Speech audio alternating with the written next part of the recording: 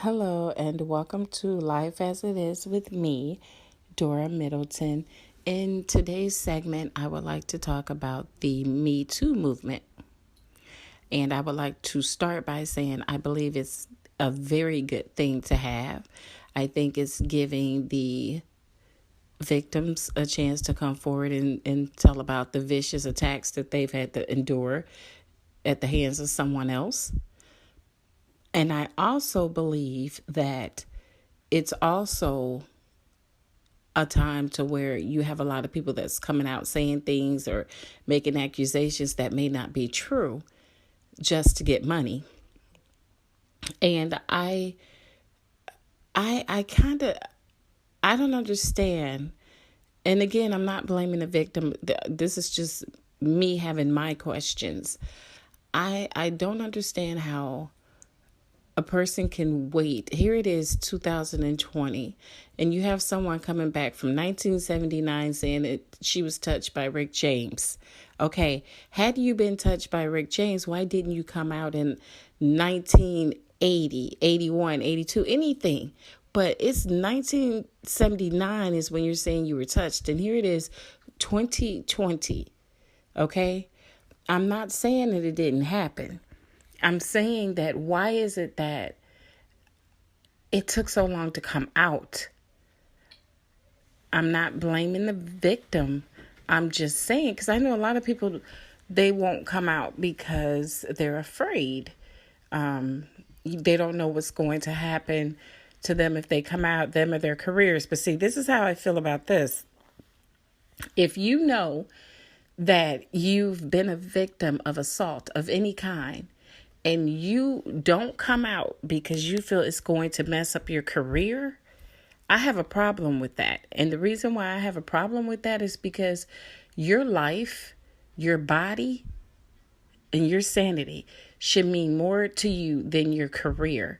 So all of these people that's coming out saying, well, I didn't say anything because this was a producer, this was a this, and this was a that, and this person had a lot of power. They could have ruined my life, my acting career, my singing career, my this and that. Oh, well. And I say to that, oh, well, it's not like you couldn't have gotten a regular job. So what you're telling us is my career was, it mattered more to me that I had this singing or acting career than to come out and say that I had been raped, that someone has raped me or someone has touched me or, propositioned me. I mean, I don't get it. That's what I really don't understand. I think if you've been violated in any kind of way, it shouldn't matter what you might lose if you come forward. As long as you know that you're doing the right thing, this person is going to be punished and they're going to have to do the time for the crime that they committed. I would have to just wave goodbye to the acting career, the singing career, whatever it is.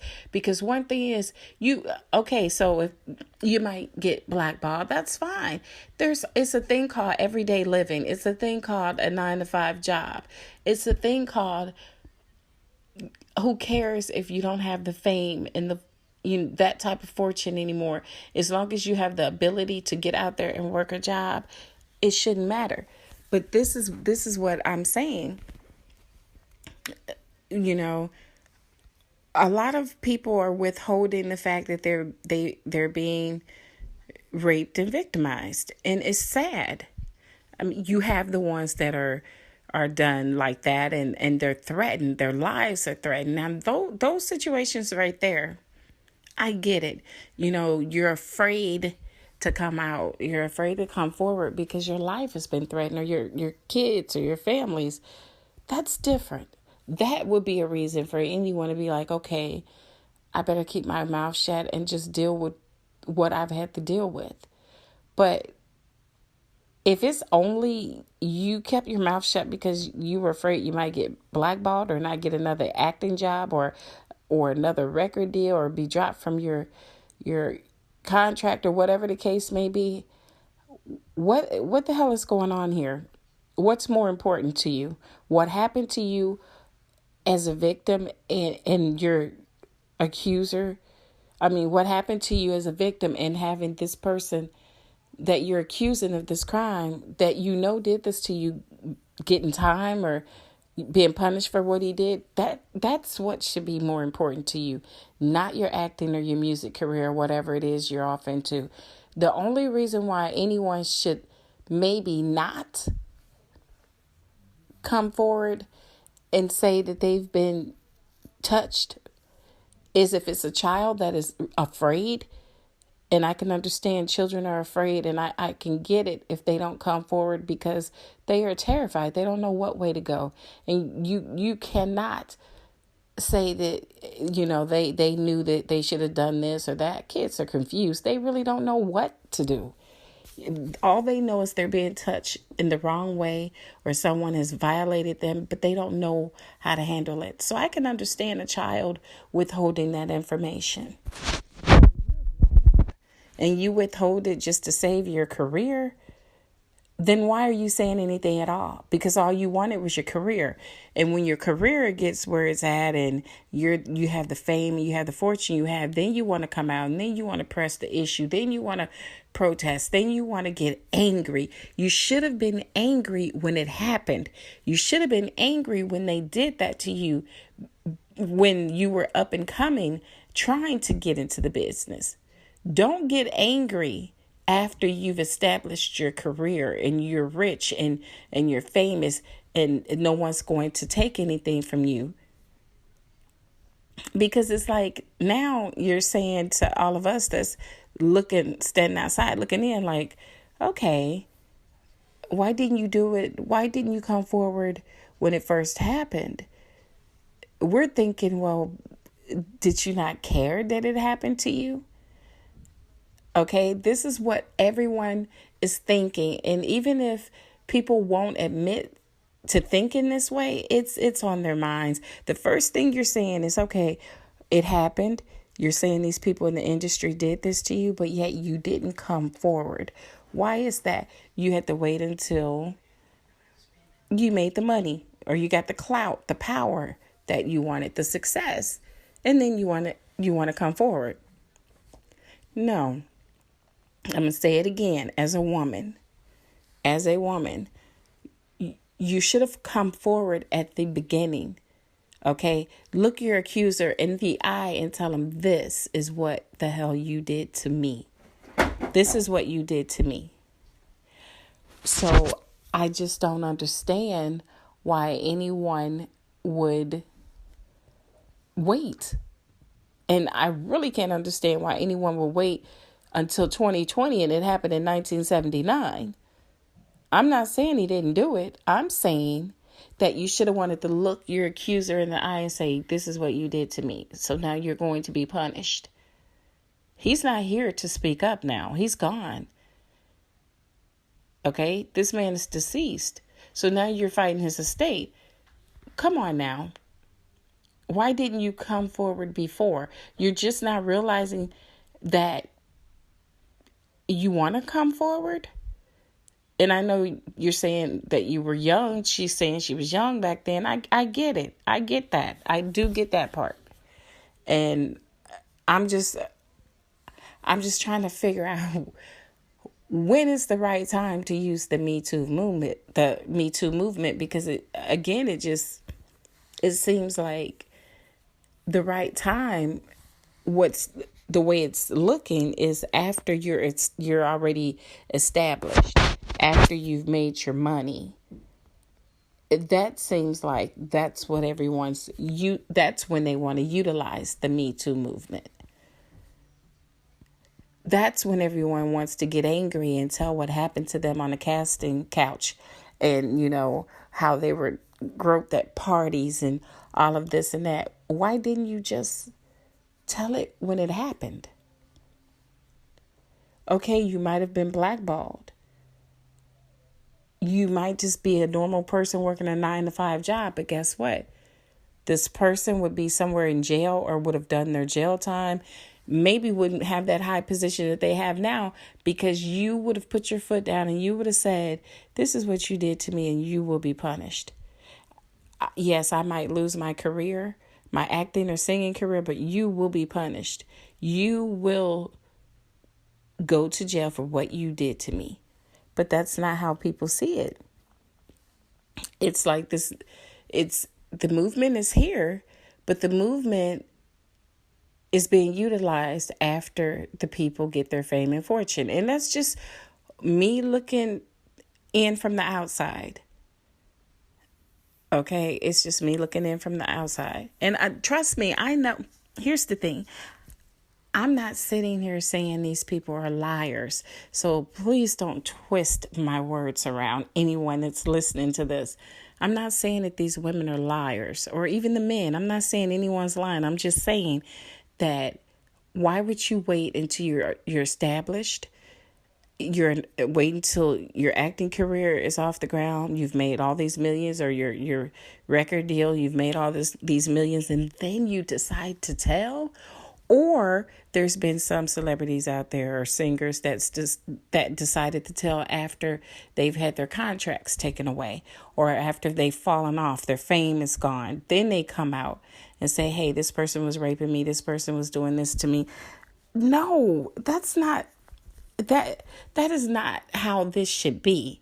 You need to come out, okay? Come out when it happens, okay? Don't wait 20 years on down the line.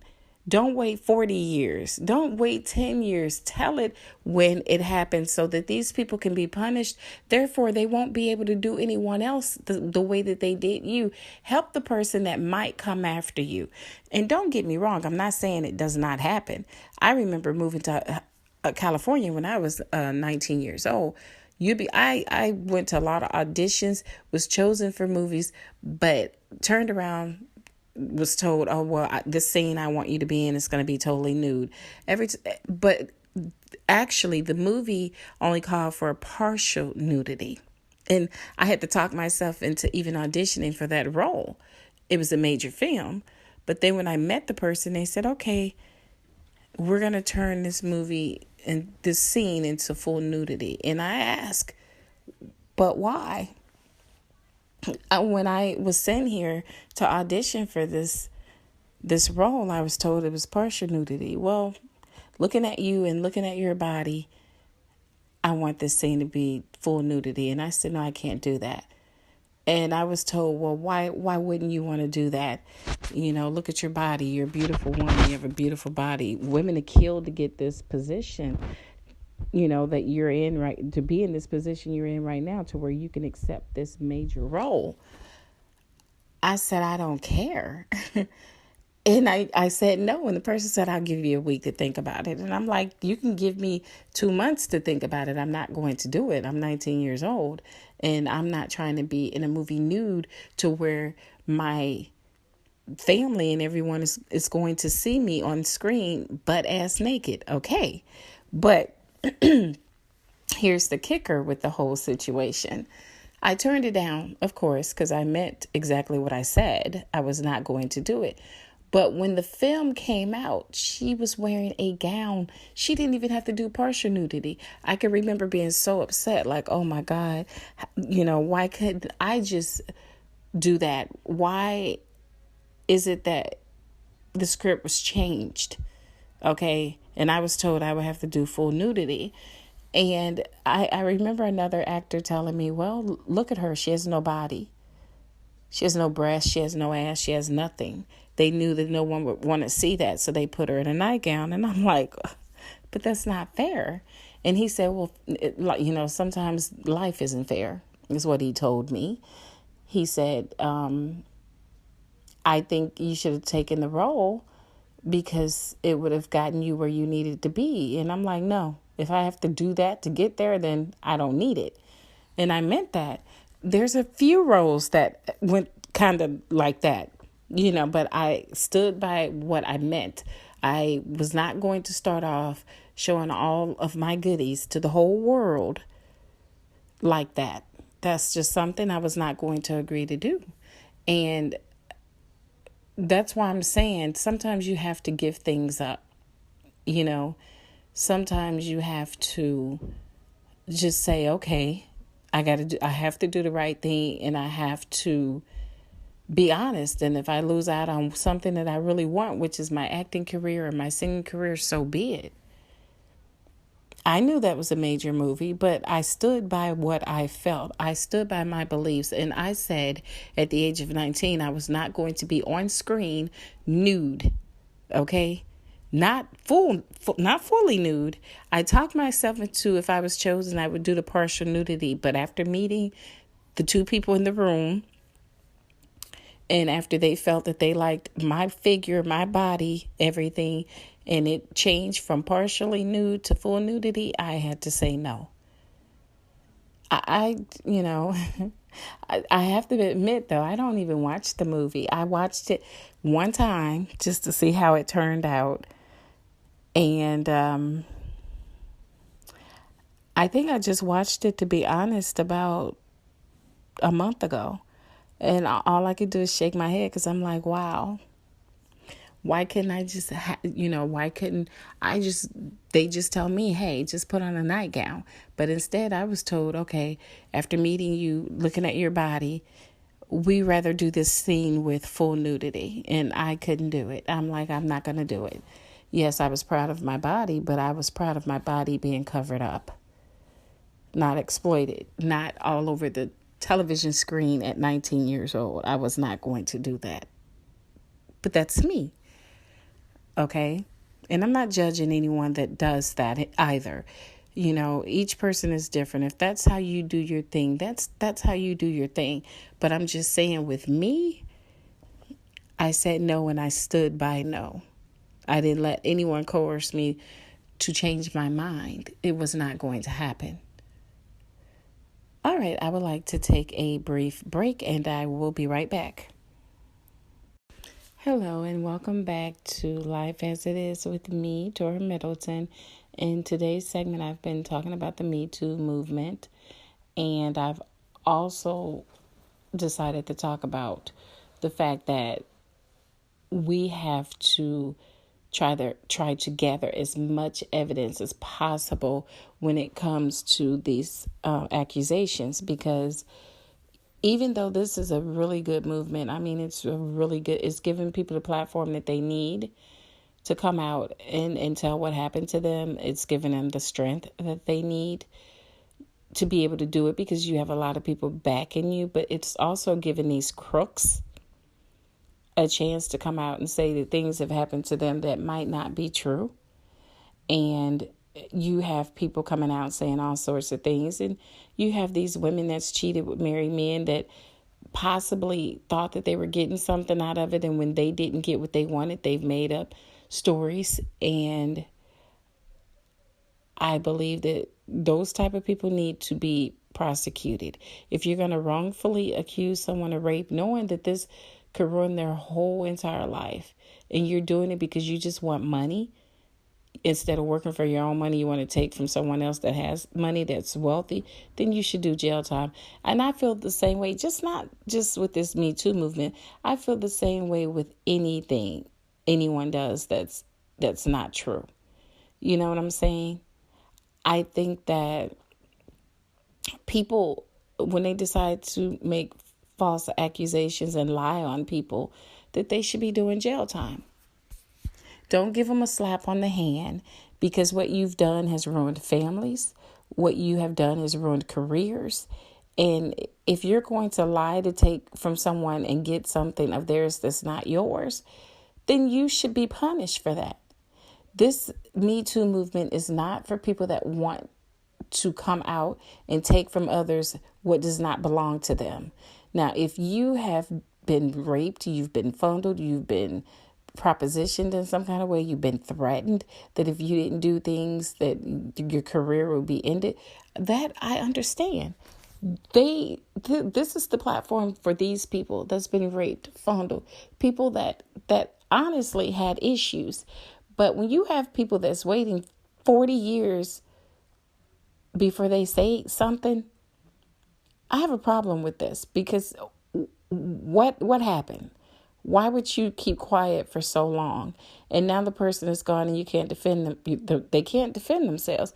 This is what I'm saying when I say you should always, unless you're a child or someone that's your life has been threatened and they threaten to kill you, that's the reasons why you might not tell.